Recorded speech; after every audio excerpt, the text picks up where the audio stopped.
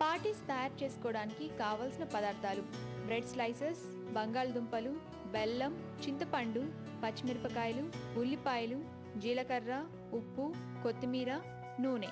Parties తయారు చేసే విధానం: ముందుగా బంగాళదుంపల్ని ఉడకబెట్టుకొని అందులో తగినంత ఉప్పు వేసి బాగా స్మాష్ చేసుకొని ముద్దలాగా తయారు చేసుకోవాలి.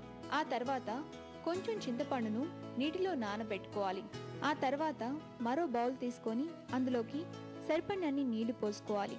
ఇప్పుడు ఉడకబెట్టిన బంగాళదుంపల్ని ఉండలుగా తయారు చేసుకొని ఎడ్జెస్ కట్ చేసిన బ్రెడ్ స్లైసెస్ ని వాటర్లో డిప్ చేసి మళ్ళీ వాటర్ అంతా పిండేసి అందులో ఆలూని స్టఫ్ చేసి బ్రెడ్ కోటింగ్లా ఉండల్ని తయారు చేసుకోవాలి.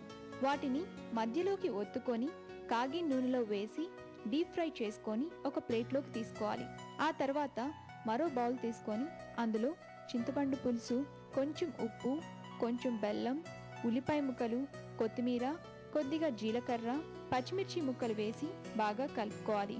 తయారైన పార్టీస్, పచ్చి పులుసు ఈ రెండింటిని కాంబినేషన్ గా తీసుకుంటే చాలా బాగుంటుంది. అంతే, ఎంతో రుచిగా ఉండే పార్టీస్ రెడీ.